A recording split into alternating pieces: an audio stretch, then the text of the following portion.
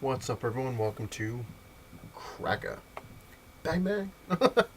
um, this originally was going to be a quick episode, but it's just too much stuff to talk about, I guess, so it might be a long episode. Got some stories to tell, I guess, that relate to certain things. And, yeah, got a shipment in today. I had one A comic from eBay. So it's one box that I opened. Boxes like this. It was a really weird box, but the guy taped it like no one's business, put it on the box and just taped it completely there, so that thing didn't budge. So I have to give him some credit, which I'm going to show you in a couple minutes, hopefully. So I'll show you the unboxing. Well, not show you the unboxing, but show you what I got from eBay. Do a review on a couple things, show a couple key issues, go over some TV shows and movies I've seen, and hopefully silence some haters that I've come across. So let's dive right in, shall we? So this might be long. You might want to get yourself a snack and beverage. But anyway, let's get to it. Arrow. I saw Arrow yesterday. I'm not really going to get too much into it because my friend gets pissed because every time I go into detail in here, he'll watch the show and he's like, oh crap, I didn't see Arrow yet, and you just ruined it for me. But Arrow is just kicking so much ass. It just keeps getting better. And next week's episode, I really can't wait to see. It just looks really, really cool. And this episode that was on Wednesday, Deathstroke, it's all I'm going to mention. And moving on. Ultimate Spider-Man I saw on Sunday, which I forgot to mention. Very, very cool. I really loved the episode. I thought it was awesome. It had Kraven the Hunter, which I was never really a huge fan of Kraven. I was kind of like, he's alright. But they made him flat out badass in this episode, man. He was kicking a lot of ass. You have to see it to really kind of get the full gist of it. It was awesome. They actually made Kraven the Hunter cool. And, hey, good job. Moving on. I'm going to show you what I got from eBay. I'd won this for $1, which is pretty cool. The shipping was $3, so it was $4 all around, which still isn't bad. But I'm being weird, so I figured what the hell, I'm going to try to get a lot of these, or at least every color. So that might give you a clue. People who watch the show obviously know I'm a Spider-Man fan. So, off eBay, I won a never opened copy of Spider-Man #1. Never been opened. The guy, obviously it's in his poly bag, but he put it in another bag for me. Which would have been nice if he threw a board in there, but, what the hell, I'll throw a board in there. But I think this is the regular edition. I don't think it's platinum, because the platinum I remember has got greenish webs. But, very, very cool, unopened Spider-Man #1, which is a key issue. I know Hero Hunter 81 wants to see key issues. And I apologize, my friend. I really do. I just been going through like all my boxes, and I'm trying to organize, and I'm like nitpicking stuff, and I'm like, all right, this is a key issue, and and then when I take the key issue out, I'm totally unorganized, so I'm going crazy. I'm like, oh my god, I just did that. But so I'm gonna throw key issues into regular episodes from time to time. I might even do videos strictly key issues. So you gotta kind of wait and see. But every time I do a key issue in any one of my videos, I will mention it, so you know. But the reason this is a key issue, obviously, is #1. But it's also, Marvel loved the way that McFarlane did Spider-Man so well. They're like, you know what, we're going to give you your own series to do with what you want. And he had full control over this. And another key issue, I have the Silver Edition, #1, which is signed by Todd McFarlane. Very, very cool. So I now have 2 of them. I'm trying to collect all the colors, which is going to be very impossible, and I'm going to tell you why. And I'll be like, it's easy to get those, and they're worthless. Haha. So you think. I'm going to give you a little story that's quite interesting. And maybe Howler Mouse, if he's watching, maybe he knows about it, because I know he's the walking encyclopedia. Or maybe anyone who's watched this have seen it before. But I'm going to give you a little rundown. When this came out in 1990, I had gotten the silver one for free. My boss gave it to me. I was working in a comic store called FunQuest, and technically I wasn't really working because I was only 10 years old. I was technically helping out. I had found the comic book store in the beginning of the 90s, I think it was like January something of 1990 or something, very beginning of 1990. My grandmother, she's like, oh, I think there's a story you might like, and then my uncle had told me about it, and he's like, you gotta, come with me, as I want to show you something, because he knew I was into comics. I was really getting heavily into comics when 1990 rolled around. And it was right where my grandmother used to do her food shopping. So my uncle would take me in, and it was an awesome comic book store. It was kind of weird though. It was like you walk in, one side was all comic book related things, comic books, toys, anything comic book related. But the other half of the store was baby items. I don't know. And it was funny because when I went in there and the owner, his name was Hal. He kind of liked me right off the bat because I was funny. I'm a funny kid, and I was looking through stuff. And my uncle was like, "Oh, do you see anything you want?" And the first thing I had bought from there, well, my uncle bought it for me, and then my mom was gonna give him the money, and he's like, "No, don't worry about it." Was the Wolverine toy where he's the brown costume with the removable mask, and Cyclops, because I was buying the other Marvel stuff, and I couldn't find those anywhere. And then when I did find them, they were expensive, and he had them, and they were expensive. Not gonna lie, because it's a comic book store. Usually they jump up the thing, but he's like, "Oh, he's like, you really like the toys." I'm like, "Yeah." I was like, I'm really getting into comics. I just kind of started, and I don't have that many, and all this stuff, and I really love the toys. So he was originally selling them for $14 a piece. He gave them both to me for $14, so they were $7 a piece, give or take. So it was pretty cool. So that was the first thing I got, and then every week I was going there like clockwork. Whenever my grandmother had to go shopping, I would go and help her with shopping. She'd give me $5 or $6, and I'd run to the comic book store and spend it right away and get comics. I'm like, all right. And it got to the point where, whenever I was at my grandmother's house, I would always walk up to the store and just hang out there all day. Even if I didn't have any money, I would just kind of hang out. And at one point, the owner, he's like, "Oh, do you know how to bag and board?" I'm like, "Yeah." He's like, "Would you mind, bagging and board these, and I'll buy you lunch." And I call my mom. I was like, "I'm at the comic book store. I'm going to do this." And she's like, "All right, yeah, no problem." Because my family met Hal, who was the owner, and he's the nicest guy. Him and his wife owned it, and his parents and her parents, pretty much all of them owned the store. And so I would help out. I would bag and board. I would put stuff in away in right order and stuff like that. And when this came out, I said, long story. When this first came out, he had the owner Hal, obviously, he had gotten this, and he's like, "Hey," he's like, "Did you want, did you get Spider-Man #1 yet?" I was like, "No, I haven't. I just haven't had the money for it."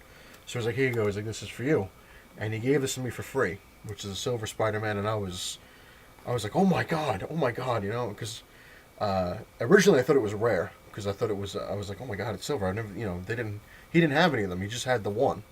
So I was like, "Oh my god, oh my god!" I'm gonna show my friend. I'm like, "Look what I got." He's like, "Whoa!" He's like, "Look at that." He's like, "I got this," and I'm like, "Oh, that's cool." I was like, "But I got this," the whole big war. But anyway, getting into this, like I said, I'm gonna ramble. But when this came out, they had obviously different colors. They had the regular, they had the silver, they had the gold, which is, I think was like a second printing, which is supposedly hard to get. Not really, but and they had a platinum, which is supposed to be the rarer ones.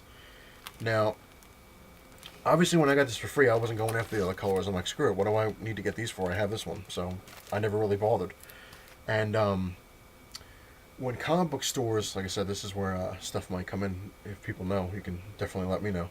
When comic book stores ordered a certain amount of the book of Spider-Man #1, they got incentive stuff, kind of like nowadays.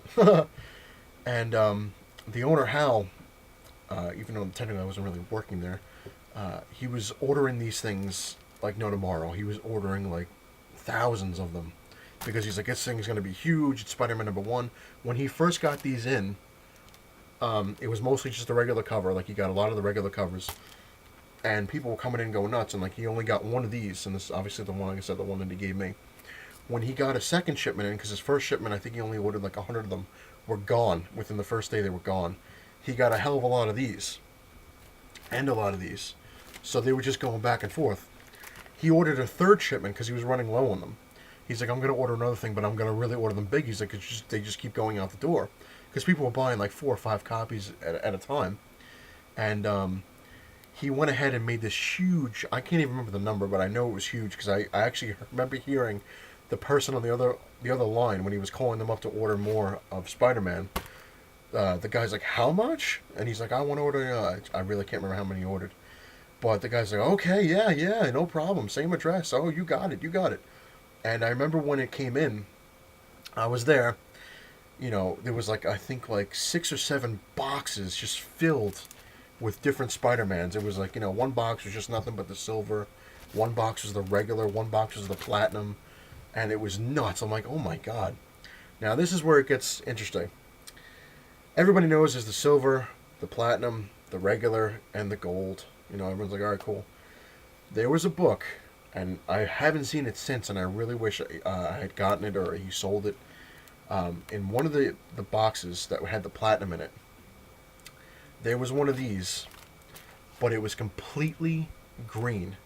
Spider-Man, his costume was green. It was like, you know, like a dark kind of green, and the background was all like a lighter green, but completely green. Everything on this cover was green, and they called it the Jade Edition. And they only gave it out to certain stores that ordered a certain amount of the Spider-Man comics. So he had only gave him one. I really don't know what the run was on them. I don't know how many they actually had, but I've never seen it since.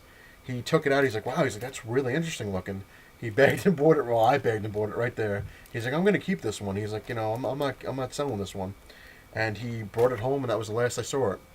And even when he was closing his store for good, which was sad, he never sold it, and he actually had 2 boxes filled with Spider-Man #1s left over because it just, like Superman, the Death issue, it sold, but it didn't. It's like almost like I said, like it's almost like worthless because there's just so many of them, and he had so many left over. Once the rush was done, he's like, I got boxes of these, and he put them in his 50-cent bin. He was just trying to get rid of them, but he got a Jade edition out of it, which like I said, I haven't seen since. And a friend of mine, now this I don't know if this is true. The Jade Edition is true. It exists. I've seen it. I've held it in my hand. I've bagged and bought it myself. Haven't seen it since. I've never seen it at conventions. So whoever has them, unless it was a misprint or something like that, whoever has them isn't selling them. And a friend of mine had said that the comic store he used to go to all the time, they had gotten, because they ordered a certain amount or something, they had gotten an issue where it was completely blue. Spider-Man was all like a dark blue, and the background was like a light blue. And I was like, really? He's like, yeah. I was like, well, I saw a green one. He's like, no way. And so we're kind of, like, I know the green exists, but I don't know if the blue exists, but the same thing with him and me, I guess. And he had told me, I remember when I was working for Bailey's, they had said they had gotten one that was a completely black cover. Everything on it was black. It said Spider-Man #1 in white, and it had the #1 right here in white. But everything else is completely black, like the Amazing Spider-Man #36, all black. And I was like, wow, I never saw that one. Who knows? So, now I got 2 of them. Now I'm going to hunt down the other colors. I'm going to get the platinum, I'm going to get the gold, and if I ever find the other colors, I'm going to try to swoop them up. So those key issues right there. A couple key issues. Well, 1, it's Spider-Man #1, and 2, I actually have one signed by McFarlane. That's very cool. Another key issue. Because like I said, I'm nitpicking and going through stuff and moving things around. This is Marvel Team Up Spider-Man and Daredevil #141, which is the issue that ties with Amazing Spider-Man #252 as the first appearance of the black costume. So that's the last of the key issues I'm going to show you. Alrighty, I'm going to go into review. Show some reviews here. You know, actually, before I go into review, I'm going to mention a couple of things. I do have other shipments coming. I know I should have a big one, kind of a big one, coming tomorrow. I'm hoping, if it doesn't piss snow like it's supposed to. But guess we'll see on that one. And I have another one coming, which should show up on Saturday, maybe. I'm hoping. But I had found something very interesting, which this is kind of shows where patience can help you or can also kick you in the ass. Everyone who watches the show obviously knows I'm a Spider-Man fan. I've been collecting. I'm trying to fill in my Amazing Spider-Man collection bit by bit. And on eBay, I was looking at certain issues from Volume 2. Like, I have #1 and I have #3. Like, I got #1 when it first came out, and #3 I recently got, and I have some of the other issues. But I was never able to find #2 for, like, a reasonable price or a couple of the other ones. And, like, Midtown didn't have any. I know Bailey's is all out of them. Like, you know, I guess Volume 2 just kind of, in the beginning of Volume 2, was just kind of like, yoink. But, there was an issue that I wanted that the cover was awesome. It was by Eric Larson. And I really don't remember what number it is. I think it was like number 18 or number 14. One of the teens. And basically what it is, it's Spider-Man in his black suit. And he's looking in a mirror that has Venom on it. And I had found it on eBay. And the only place I found it, no other comic store I've seen has it. Saw it on eBay, but it was 40, not 40. It was $30, $29.99, and then it was like I think like $6 or $7 for shipping. So almost $40, and I was like, damn.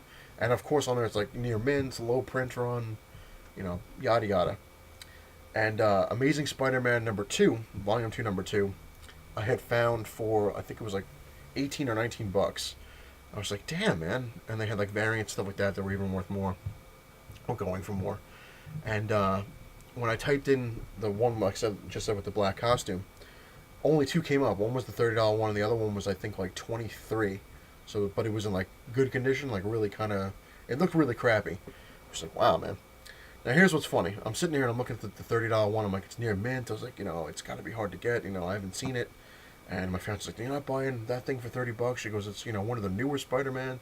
She goes, if it was an old one, I'd say go ahead and buy it for $30. But she's like, that's one of the new ones. I was like, well, technically, it's not really that new. I was like, it's from 99, 2000.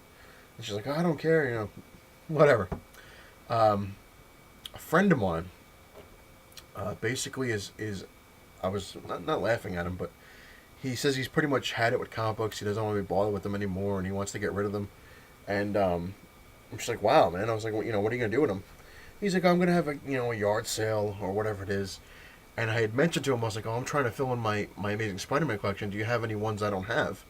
And he's like, well, what are you looking for? And I gave him a huge list. He's like, he's like, I don't have any of the old Spider-Man ones. He's like, I really don't. He's like, I think I have a couple of them. He's like, but the ones I have, you already have. But then I said volume 2. And he's like, oh, I got all those. And I'm like, oh. And I gave him the number that I found on eBay, that, $30 one, whatever number it was, 18 or 14, whatever it is. And I told him what the cover was. He's like, yeah, I got that. He's like, yeah. He's like, no problem. I'm like, would you sell it? He's like, yeah. He's like, I'll give it to you for $1. And I was like, $1. I went crazy. I called my fiance. I was like, my friend is getting rid of his comics, dirt cheap. I was like, I have to, because I think he said I think he said he wanted to redo his house, and he wanted to do something for his daughter, and she's turning 5. I don't know the whole legit. He didn't really get into it. I didn't really want to push it because none of my business. But hey, comics. So I told my friends, I was like, I really want to, get these. It's a good price. I was like, they're $1 a piece. He's not charging me like a fortune. So she's like, all right. So I spent a lot of money, and I got quite a few Spider-Mans from my friend. I sent him a check, and he knows I'm good for it. So he's like, I'm going to send it right out to you. So whenever that shows up, I'll definitely do a video on that. A lot of volume 2 coming my way, and I saved a lot of money. For the price that I got, I would have bought that one for $30. I got like friggin' 20-something books for less than that. So I'm very excited. I'm gonna get some cool Spider-Man ones that I'm missing in there. So, yay! Moving on to my review. I've talked long enough about that stuff. Captain America number 327. I got a chance to read, which I believe is the first appearance of John Walker as Super Patriot, or him in general. This was one of the weirdest issues I've ever read in my life. Basically, Super Patriot dresses these guys up instead of having, like Captain America, but instead of having the letter A, they have the letter B. And then he shows up to stop them, and basically Captain America finds out like that he's kind of faking all this crap or whatever it is, and he flips out and goes after Captain America with a flaming knife. Weird. Moving on. Red Lantern number 16, which is the tie-in to the Rise of the Third Army. Which basically the entire thing of this is Atronicus, I think his name is. He resurrects all the Manhunters he destroyed on his planet. That destroyed all the people on his planet. Kind of like Retribution, I guess. And he sends them right after Oa. Everybody on Oa, the Guardians themselves, well, not people on Oa, but the Guardians of Oa, he just says, go kick their ass. And it's pretty much the entire book. Which brings me into Green Lantern Corps Annual number 1, which is the conclusion of the Rise of the Third Army. Which I have to give Green Lanterns the series credit, because once they're done with a storyline, they go right into another one, like a major kind of thing, usually. This is a pretty thick book. It was actually really cool. It's really good. Basically, obviously, the Guardians, the whole point of the Third Army is they've had enough with the Green Lantern Corps and the other corps, and they're like, you guys are kind of useless. The Guardians now don't have any emotions, so they're kind of like, you've been screwing up. You think too much, you feel too much, we don't want any of that anymore. we're making a new set of core members that don't think, don't talk. They just follow orders to the T, and that's it. And so they basically wage war on everything. Like, all the sectors, all the Lantern Corps, just everybody. Like, we're going to dominate you and kick your ass and make you into a new version of our core, and we're going to be happy about it. And nobody wants that. Nobody wants that. And they sent Jon Stewart out to find the destroyed pieces of Mogo's actual Green Lantern planet. And him and Star Sapphire were trying to find all the pieces. They find the pieces, it forms itself, but as it's doing so, winds up sucking them into its core. And at first you think it's trying to kill them for some reason. But actually, the Guardians have sent the Third Army after them to take out Mogo and, Jon Stewart and all that stuff. And Mogo actually destroys the Third Army. At least like 60% of them, just wipes them out in one big blast. So it's pretty cool. Guy Gardner, who doesn't have a ring anymore, basically charges the Guardians head on. Typical Guy Gardner, just like balls to the wall. He's like, I'm going to kick your ass. And winds up getting beat like that. And they're like, what kind of threat are you? You don't have a ring. You come after us head on like this, stupid. And he goes, we call it I think he said like a self-sacrifice or sacrificial lamb. He's like, because while you're kicking my ass, he's like, Kilowog and everybody else that is up to your, knows what you're doing, is taking out your battery. And it's pretty much what they're doing. And like, they fell for it. And it was funny because before then, I forgot to mention it, the Guardians were kind of like sending out signals to all the Lanterns, like, oh, you all have to come back to Oa. We're going to give you this friggin' shot or whatever it is, inoculation to help you fight against this new threat. And the Lanterns that didn't know what was going on would go to Oa and get bitch slapped by the Guardians and get turned into the Third Army. But as Kilowog was redoing the lantern, the central battery, and telling other Lanterns that it's a trap, Kyle Rayner, who is now a White Lantern, shows up and starts kicking the crap out of the Guardians, like really beating the shit out of them. And the Guardians are like kind of backed in the corner, like, we're screwed. What do we do? And they're like, we have to get the power of the first Lantern. We have to, summon him and, have him power us, and we'll take out everybody in one shot. And they summon the first Lantern, who basically does one hell of a double cross and says, that I'm alive. Screw you all. I'm going to kill you all. Everything in here, sectors, the universe, and I'm going to rebuild it the way I see it. And that's how it basically ends. And the next issue is going to go into the wrath of the first Lantern. Interesting indeed. Alrighty, that'll do it for the comics. Now, silence the haters, I guess, is the next business. Well, it's not really a hater. I think it was just kind of funny. I don't think it was really meant as hate mail. But one guy, I think his name is Mobile Dragon, was watching one of my episodes. I think it was with my comic book convention, when I was talking about stuff that I had seen. And he called me a nerd. So I was like, hey, thanks. So I don't really think that was really like hate mail. I think it was just kind of like, whatever. But anyone who calls themselves Mobile Dragon is as much of a nerd as I am. So anyway, to the hater, which is funny because I figured I got rid of him. The guy sent me a message a while ago on one of my episodes. He was saying that I never met Bruce Campbell, and that I was lying to everybody, and and I showed my Bruce Campbell signed autograph and the picture of me together with him. So he's like, oh yeah, you met Bruce Campbell, but you don't have anything, you never met any other celebrities that you talk about, you're full of it. Same rant for some strange reason, which is funny because I'm actually been meaning to do my autograph collection. I know Hippie's Collectibles have shown us his autographs, which were very impressive. But like I said, lately I've been just busy with so many different things. I just don't have the time to really make a video, but I will show you a couple things to, I guess, whet your appetite for when I get a chance to make the video. But hopefully I'll shut this hater up again. It is fun shutting him up because it's just kind of like, oh, here you go. This is me and Linda Hamilton. It's me and Kevin Sorbo, Hercules.